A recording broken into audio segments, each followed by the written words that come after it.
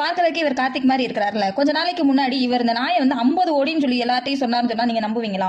நான் அந்த டயத்துல நம்பல. ஏன்னா மேக்ஸிமம் வந்துட்டு இந்த நாய்களை பத்தி கொஞ்சம் தெரிஞ்சவங்களுக்கு வந்து அந்த அளவுக்கு வந்து சீக்கிரம் நம்பணும்னு தோணாது. காக்கேசியன் சொல்லிட்டு இருக்கிற அந்த நாயோட இனம் ஆடு மாடுகள் விலங்கினங்கள் இந்த நம்ம வீட்டில் வளர்க்குறோம்ல அந்த விலங்கினங்களை வந்து பாதுகாக்கிறதுக்காண்டி இந்த நாய்களை வந்து வளர்க்குறாங்க.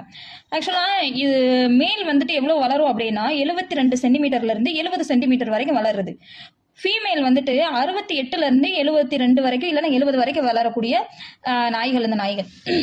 இது 50 கோடி கொடுத்து ஒருத்தர் வாங்கிட்டு வந்திருக்கான், அதுவும் இந்தியாவுக்குள்ள வாங்கிட்டு வந்திருக்கான்.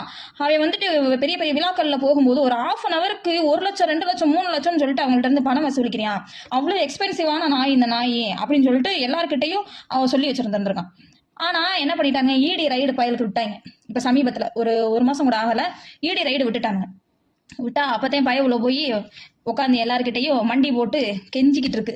அப்படியெல்லாம் இல்லைங்க, இதோட ரேட்டு கம்மி தான், 10 லட்சமோ 12 லட்சமோ அந்த அளவுல தான் வரும், ரொம்ப கம்மி தான். ஆனால் அதிகமாக சும்மா பெருமை காண்டி சொல்லிட்டேன். நான் இந்த இந்தியாவிலே வந்துட்டு பிரீடருக்கான அசோசியேட் ஹெட்டு நான். அப்போ அந்த மாதிரி இருக்கும்போது சும்மா ஒரு புகழ் காண்டி நான் அந்த விஷயத்தை நான் சொல்லிட்டேன். ஆனால் இது அந்த அளவுக்கு எக்ஸ்பென்சிவ் கிடையாது அப்படின்னு சொல்லி வந்திருக்கான். எதுக்கு இந்த வீண் விளம்பரம்னு சொல்லி நான் கேட்குறேன். தேவையே இல்லாமல் எதுக்கு இந்த வீண் விளம்பரம்? நல்ல ஹேர் ஸ்டைலோ நல்ல அழகாவோ நல்ல ஒரு விஷயமா இருந்தாலோ அப்படியே அட்ராக்டிவா எவனாவது என்னமா சொன்னேன்னா கழுதைய கூட நம்ம என்ன செய்யறோம், குதிரைன்னு நம்பிக்கிறோம். அந்த மாதிரிதான் பன்னிய கூட பசன் நம்புற காலம் மாதிரி ஆகி போயிருச்சு. அந்த அளவுக்கு தான் இந்த நாய் வந்து ஓநாய் இனத்தை சேர்ந்ததா இருந்தாலும் ஏங்க அந்த நாயை பார்த்தாலே தெரியலையா, ஒரு டிஃப்ரெண்டா இருக்கிற மாதிரியே தெரியலையா? ஸோ இது ஒரு கலப்பின நாய். கலப்பின நாய்க்கு வந்துட்டு இந்த அளவுக்கு வந்துட்டு எல்லாம் ஒருத்தபிள் இருக்கலாம். ஒரு சில வந்துட்டு அவங்க ட்ரைனிங் கொடுக்கறதுல க்ரோத்ல அண்ட் அவங்களோட உடல் வலிமையில வந்து அதெல்லாம் இருக்கலாம். ஆனா இது கம்மியான ரேட்டுக்கு வந்து 50 கோடிங்கிறதெல்லாம் கொஞ்சம் ஓவரா இல்ல? மனுஷன் எவனா 50 கோடி கொடுத்து ஒரு நாயை வாங்குவானா?